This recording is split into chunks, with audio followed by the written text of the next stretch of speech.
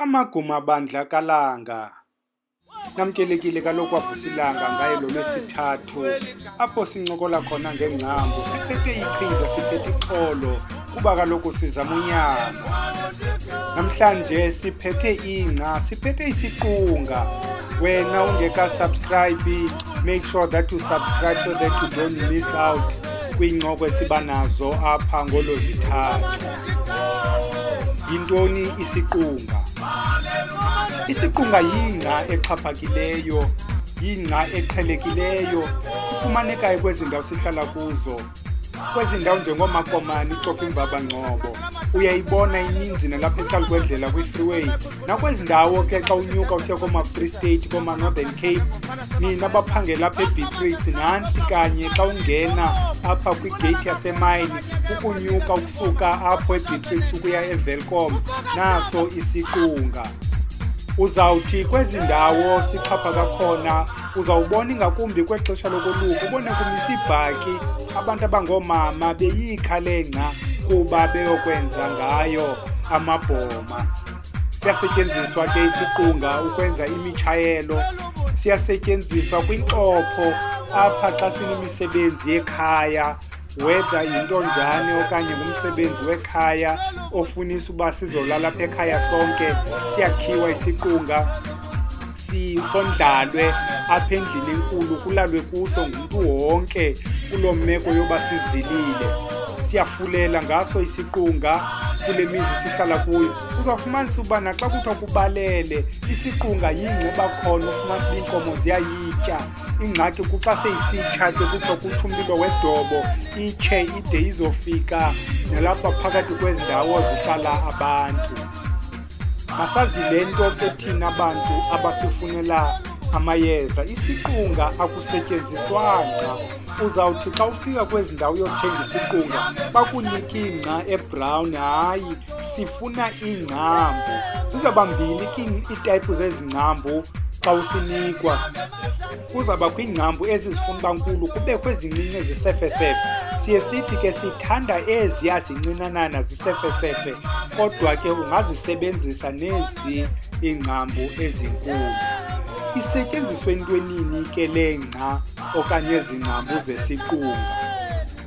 Thina bantu basebenzisa amayeza, uye uthi xa usuka apho usuka khona uvele odlala neetshomi zakho, xa ubuyayo phambi kokuba uwaphathe amayeza, phambi kokuba ungene emrhawulweni endumbeni, phambi kokuba ungene esigodlweni, uye uqale uzihlambe ngesiqunga ukwenzela ukuba ungalandelwa ngamathunzi angafanelekanga ukuba angene phakathi kwamayeza. Sithi ke siyaziklina. Xa ubuya ekungcwabeni uye uhlambe ngesiqunga. Uzawufumanisa uba ke nabantwana bale mizi bazawuthi xa begqiba ukungcwaba bazawuhlanjwa ngesiqunga, umalume ahlambe nabatshana, uhlambe wonke umntu. Kweminye imizi uzawufumanisa ukubana kwa amanzi la ohlamba izandla bazawufaka isiqunga. Yeka nje uba kweminye imizi uzawufumanisa uba kukho ikhala okanye sekufakwa neesepha ngoku, kanti kweminye imizi ke bazawusebenzisa sona isiqunga. Kuye kuthiwe ke nawe ungakhange ukwazi uyovela ngoku kwakubhujiwe phakathi kwekhaya, ngale mini uyobeka ilitye, hlanjwa ngesiqunga. Ukuba kukulomama uzawuhlanjwa ngoomakazi okanye umalume, ukuba kukulotata uzawuhlanjwa ngudadoba okanye utata omncinci, abantu bakulotata, ngaso isiqunga ukwenzela uba ungalandelwa zizinto. Kuye kuthiwe nawe ke kule nto sikhe sayincokola yabantu abalandelwa ngamathunzi amnyama, wena ubukhe walala esibhedlele usuke etrongweni apho fanele uhlanjwe khona.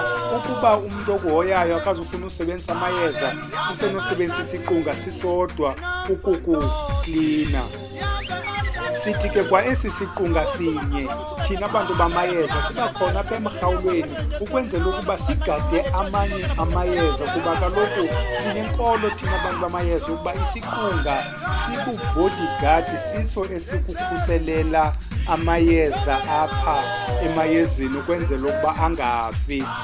Xa sihlanganisa ke noba wenza iyeza lokuphalaza, iyeza lokufutha, iyeza lokuqhumisa, iyeza lokuxhela, ngenye ixesha uyoqinisa emzini, kumayeza asetyenziswayo uye ufumanise ubuninzi bethu bantu bamayeza asisishiyi isiqunga ukwenzela uba siwakhusele noba sephantsi komhlaba loo mayeza, sikukhusele wena mntu sisebenzisileyo. Sithi isiqunga sisifake nakumayeza entlahla kuba kaloku sithi isiqunga siyakhusela.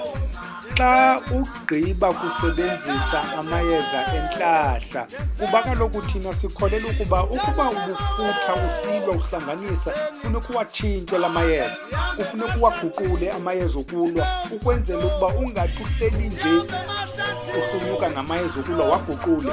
Ukuba ubusebenzise amayeza entlahla, ubusithi kulo mntu amayeza, hayi ndifuna umsebenzi, wakunika amayeza ukubana inokhupisa imnyama nanga ke ngoku awentlahla, uzawuthi xa le nto ubuyifuna uyifumene ufuneka uyikhuphe laa ntlahla ukwenzela ukuba iintlahla ekubizela izinto ezingafanelekanga uba uyazifumana kuba kaloku ngoku sewubonakala ukude untlahline, ulandelwe ke ngoku nazo izinto ebengafanelanga ziya kufumana. Siyasisebenzisa ke isiqunga. Nalapha ke phakathi kwekhaya uzawufumanisa uba kwimizi emininzi isiqunga yinto ehlahla libe khona. Ubone utata lapha uzawumane isowukha emanzini, ufumanisa uba uyazichelela nje ngaso isiqunga esi from time to time. Uthi ufumanisa uba ngelinye ixesha naxa umntwana walapha ekhaya ezawuthanda ubona izinto ebusuku, ufumanisa ubhetula amehlo umntana uyakhala, awunanto yokuhlanganisa kusebusuku, uxakene nento, uye uthathe isiqunga usisokhe emanzini, uchela apha endlini umsulu umntana ke kuthi thimbilili. Ngelinye ixesha ke omnye athi usidibanise nesinefu isiqunga uchele usule umntana. Omnye ke uthi xa unengxaki yenyama ethile, mhlawumbi ungomnye wabantu uthi xa utye ihlobo ethile lenyama ikugubhule, kuthiwa bilisa isiqunga esi, uze eso siqunga xa ugqiba usibilisa usisele, ulinde nje ixesha noba zii-hours ezimbalwa, uzame utya le nyama ujonge uba izawuphinde na ikugubhule. Besincokola ngesiqunga kaloku bantwana bendukalanga, sithi nayo leya namhlanje sizawuyiyeka ilale, kodwa ke qiniseka uba isiqunga awuhlukani naso njengawo onke la mayeza sizawancokola apha esiwancomayo ukuba abalulekile. Sithi kube chosi ke bantwana bendlu emnyama, kube hele, siyacamagusha koomabandla, siyacamagusha koonomandla, camaza.